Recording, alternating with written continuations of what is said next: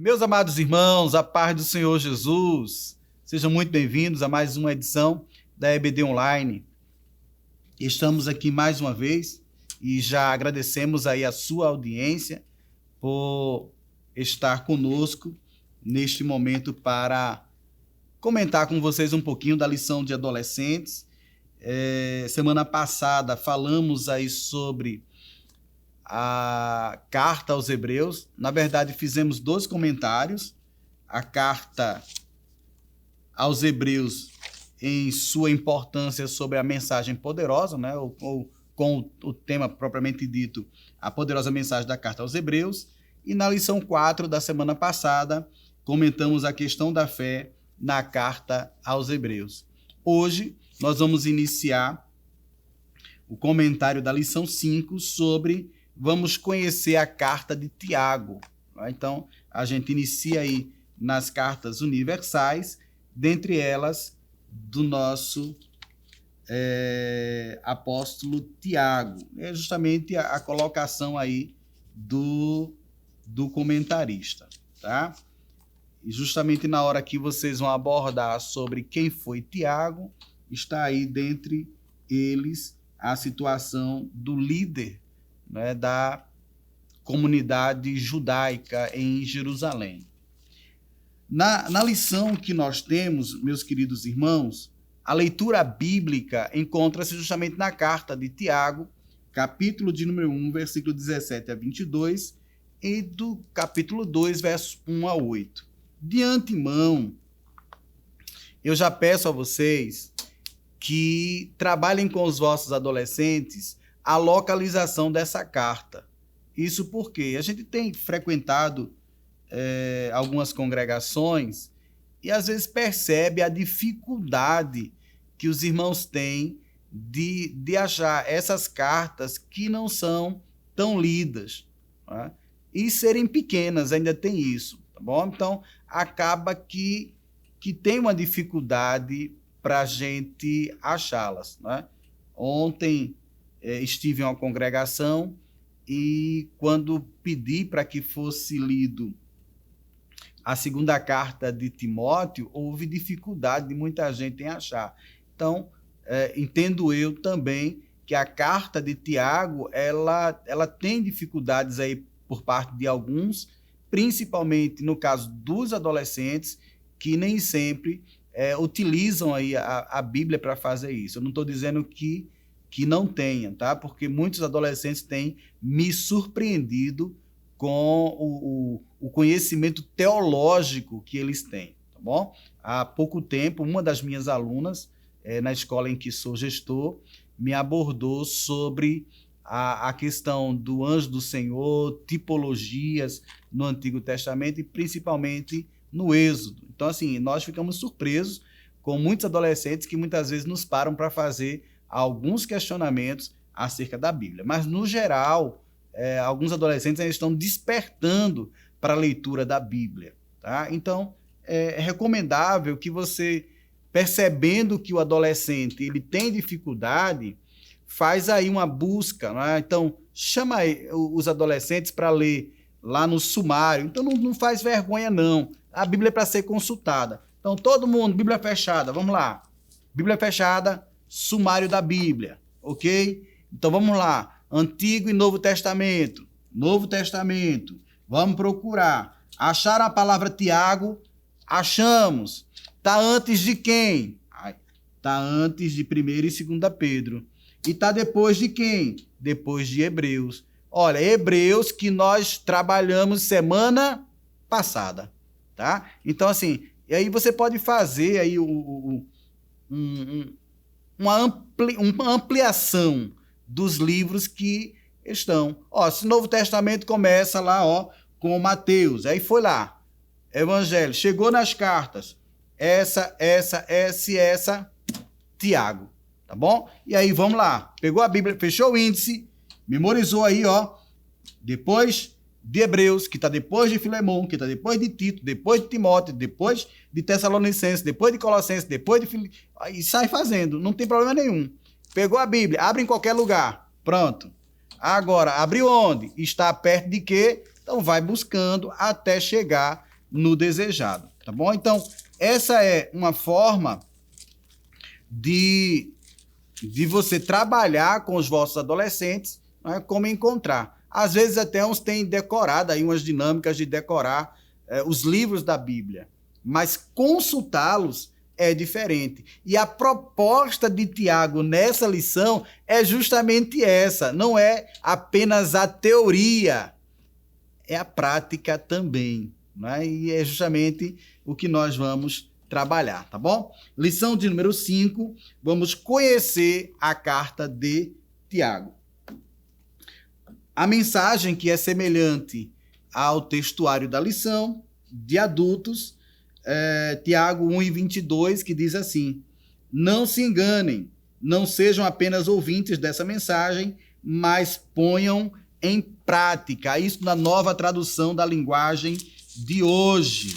Podemos usar a versão corrigida, que diz assim: e sede cumpridores, de cumprir, cumpridores da palavra, e não somente ouvintes. Então, tem gente que está apenas ouvindo, enganando-vos com falsos discursos, tá? Então, a ideia, o conhecimento aqui do texto é o mesmo, mas percebam que com palavras diferentes há uma compreensão melhor para aqueles que utilizam aí a nova tradução da linguagem de hoje, mas, contudo, muita gente tem a Bíblia corrigida em mãos. Então é interessante fazer a leitura em várias versões, tá bom? Como eu disse semana passada, eu baixei um aplicativo, vocês podem utilizar também, e esse aplicativo dispõe de várias versões, tá? Então vou pegar aqui a versão de Tiago, capítulo 1, versículo 22, e vou usar várias versões que eu tenho aqui, tá bom? Desde a nova tradução, Nova Almeida atualizada, no verso 22, sejam praticantes da palavra. A NVI, nova versão internacional, versículo 22, sejam praticantes da palavra. Tradução brasileira, versículo 22, tornai-vos cumpridores da palavra. Tá? Então, várias versões que vocês poderão. Almeida Revista Atualizada, versículo 22, tornai-vos praticantes da palavra. Tá? E aí você pode utilizar várias versões que eles vão ver sobre esse conhecimento, os sinônimos que estão aparecendo ali, mas que na prática a teoria é uma coisa, eu decorar versículos, decorar até capítulos inteiros, mas se não praticar, não serviu de nada, tá bom? Então vamos lá. A lição, ela foi dividida em 3 tópicos, e primeiro tópico vocês vão trabalhar sobre abrindo a carta de Tiago. Então pegou aqui, vocês podem trabalhar também, que alguém tiver uma Bíblia de estudo, ou várias aí, ou poder, naquele momento, pedir aos meninos ali, olha, cada um vai pegar a Bíblia ali de painho, a Bíblia de titio, a Bíblia de um obreiro, a Bíblia do dirigente, cada um pega uma Bíblia de estudo diferente. E vamos fazer aqui agora, pegar o esboço da carta de Tiago. E aí você faz aquela socialização do esboço da carta de Tiago. Ora, alguém pegou uma Bíblia pentecostal, alguém pegou uma aplicação pessoal, alguém pegou uma Shed, alguém pegou uma Bíblia Viva, alguém pegou qualquer Bíblia que tem um esboço ali da carta de Tiago. Fez lá a leitura, eles vão ver que tem algo em comum, tá bom? E desse algo em comum, essa divisão desses poucos capítulos, tá bom? Aqui no abrindo a carta de Tiago, vocês têm, você sabe quem escreveu essa carta? E aí vai sendo abordado aqui os diversos Tiagos que vão aparecendo, e depois o comentarista faz a seguinte colocação. Tiago tornou-se um discípulo aplicado e testemunho ocular da ressurreição de Cristo. Está lá em 1 Coríntios 5,17. Você não vai conseguir muita, 15,7. Você não vai conseguir muita informação, mas é associado por conta dos nossos estudantes, de teologia, dos nossos teólogos, daqueles que fazem as nossas validações das compreensões bíblicas e passada aí para as nossas Assembleias de Deus. Então nós temos aqui que ele é colocado como alguém influente, apóstolo e líder da igreja em Jerusalém. Tá? A ideia aqui é que ele envia uma comitiva lá para a galáxia, não vai precisar entrar em detalhes com os nossos adolescentes, mas é justamente que narra Gálatas 2:9. A equipe que vai encontrar com Paulo, Barnabé, Pedro lá na igreja da galáxia é enviada por Tiago. E aí vocês têm, para quem a carta foi escrita? Olha, coisa boa, tá? Porque quem vai escrever, você tem o emitente, né, o remetente, mas você tem o destinatário, né? Tem o corpo da carta. Então você vai escrever para alguém. Né? E o que você vai escrever? Aqui a gente tem, quem foi que escreveu? Tiago, tá, ok. Já conseguimos essa informação. Mas escreveu para quem? E aí, justamente, o comentarista coloca o seguinte, que escreveu para todo o povo de Deus espalhado pelo mundo inteiro. Tá? E vem, por que escreveu?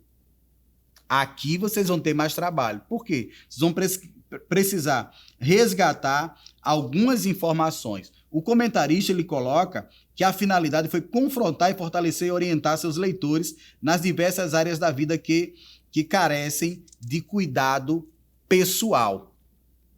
Acontece que vai ainda mais além. Primeira pergunta que eu faço para você e que você vai fazer para o seu aluno, tá? Qual foi a leitura bíblica que o seu pastor fez domingo passado? Bora, gente! Não lembra não, é? Eu tô com meu colega aqui que tá me filmando e participando aqui desse momento, né? Ele regalou os olhos ali, também não lembra, tá? Mas aí eu vou mais adiante. Decorar somente o texto da leitura é uma coisa. Vamos mais adiante? Qual foi a mensagem dada mês passado lá no culto de pregação da sua congregação? Ah, também não consegue lembrar, não? Pois é. Na igreja primitiva, havia essa preocupação. Por quê? Todo repasse de informação doutrinário era de forma oral. E aí nós estávamos, a igreja estava tendo o início da escrita das falas de Jesus e também dos apóstolos. Então, nós temos a teoria de Keller, por exemplo, que diz que o Evangelho de Marcos ele foi o primeiro a ser escrito. E, por conseguinte, vieram os demais evangelhos para poder trazer as informações das palavras de Jesus para a população. Mas aí, Paulo, vendo a necessidade de escrever para as igrejas que ele estava plantando, então passa a escrever as cartas. Da mesma forma, os outros apóstolos perceberam a necessidade de deixar as coisas escritas. Por quê? Com a oralidade, havia dificuldade da memorização e da prática daquilo que tinha ouvido. Para piorar a situação, e agora vem o complemento dessa informação aqui, fortalecer e orientar seus leitores. Vem a complementação. Por quê? No período da igreja primitiva, o gnosticismo estava, de certa forma, ganhando muita força. E os falsos ensinos não só vinham de fora da igreja, como também dentro da igreja, muitos líderes que ainda não tinham entendido a mensagem do evangelho, deixavam-se por corromper.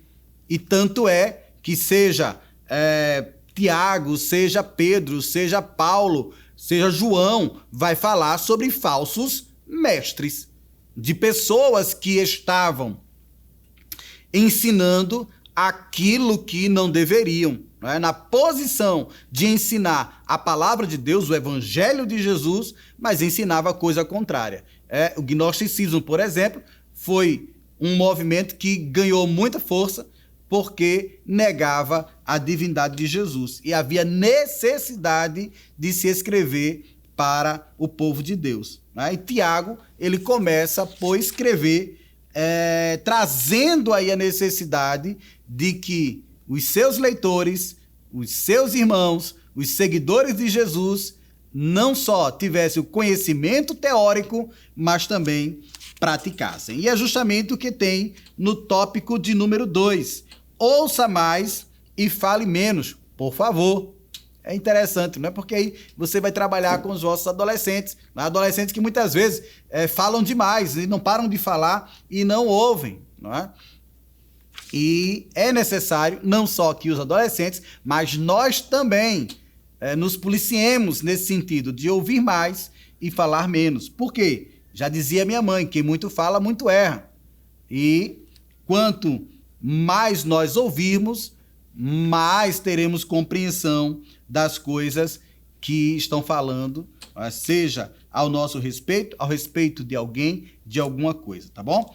Aí no Ouça Mais e Fale Menos, o comentarista traz a necessidade de relacionamentos saudáveis e duradouros que vão depender dessa interação, né? Então, eu preciso, na hora de falar, alguém esteja pronto para ouvir. Então, imagina aí, se nós começarmos a conversar e as pessoas falam ao mesmo tempo. Aí ninguém consegue se entender. Então, a necessidade de, quando um falar, o outro ouve e essa mudança, alternância, ela seja saudável. E esteja pronto para ouvir. E aí vocês podem trabalhar com alguns textos, né? Aqui o comentarista cita Provérbios 1:8, 4:1, 23 e 22. Devemos estar prontos para ouvir. Também, no demorar a falar, o autor traz até uma palavrinha grega, brades, cujo significado é lento. Então, Tiago, ele traz essa ideia de que a gente seja lento para falar, mas não é lento aí de a paz do Senhor, meus irmãos, não é nesse sentido, não é? É de retardar a fala para que outro fale e a gente possa dar atenção ao outro. Né? Por quê? Porque quando nós ouvirmos, a ideia é de captarmos mais informações. Por fim, demore para ficar com raiva. Aqui eu fecho, eu não vou ter como trabalhar o terceiro tópico, que é jamais desprezar alguém. Aqui eu tinha separado alguns textos para vocês sobre acepção de pessoas. Eu vou colocar essa tabela de versículos sobre acepção de pessoas aqui na descrição do vídeo e vocês acessam, usam como quiserem. Fica aí também a recomendação para usar o Vamos Praticar na lição de adolescentes, uma tarefazinha simples e que você pode dar aí um confeitinho àquele aluno que terminar primeiro. Né? Então, são duas tarefas simples numa tarefa de colocar as palavras cruzadas aqui. Favoritismo, ouvir, desprezar, amor e fé. O primeiro que fizer isso, juntamente com o segundo exercício, marcar X na alternativa correta, cuja alternativa correta das elencadas aqui devemos obedecer aos pais. Primeiro a terminar, ganha um confeitinho, você já trabalhou com eles isso. E neste tópico 2, fechando aqui o subtópico 3, trabalhar sobre raiva. Então, nós podemos ter em algum momento se irá ter raiva um do outro. Então, imagina aqui, eu estou dando esse momento com vocês pedagogicamente e acabo ferindo alguém, ferindo o companheiro que está aqui me auxiliando na gravação. Então, é natural que se eu ferir, ele vai se chatear. Né? A preocupação nossa é de não provocar isso. E a nossa maturidade é de que, mesmo sendo provocado, o dom que é colocado para a gente de paciência, Deus nos dá paciência como dom, é que ele seja exercitado. Né? O fruto do Espírito Amor na qualidade de longanimidade, de temperança, também esteja presente em nossa vida. E aí, essa ira, essa raiva, ela não toma vez. Você também pode trazer, professor, coloca aí para vocês a diferença entre emoção e sentimento, mas que estão presentes na nossa vida. Tem hora que a gente se emociona, né, no sentido de não termos controle sobre isso, e às vezes dá vazão a um sentimento, o sentimento da ira, do ódio, e aí seja pela inveja ou por outras coisas, né, e causar mais problemas. Aí a palavra raiva vem do grego orgê, que significa ira, e indignação, raiva exibida em punição. Vocês vão trabalhar aqui, Gálatas 5, 19 a 21, essa ira como obra da carne, tá? E eu trago aqui para os irmãos que o próprio Jesus tem...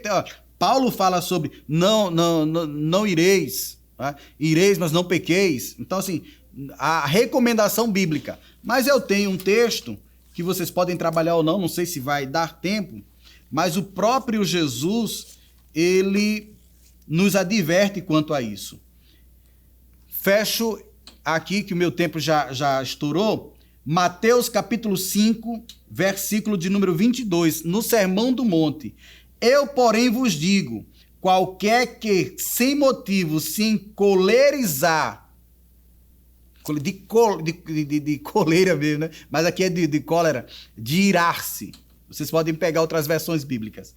De se encolerizar contra o seu irmão, será réu de juízo. Tá? Então, a ira, ela faz parte dos nossos sentimentos, mas nós não podemos nos deixar ser dominados por essas emoções, sentimentos, tá? E se chegar o momento de se irar, eu estou irado com o irmão Gastone, olha, tem paciência, tem calma, pede graça a Deus que essa emoção, que esse sentimento vai passar. Porque a recomendação de Jesus para quem, sem motivo, se encolerizar contra o seu irmão, né, não é boa. Que Deus te abençoe, que Deus te guarde e te ajude a trabalhar com os vossos adolescentes uma temática tão gostosa. Um grande abraço, até a próxima aula, se assim Deus nos permitir. Que o conhecimento é capaz de mudar a vida de quem lê, a gente já sabe.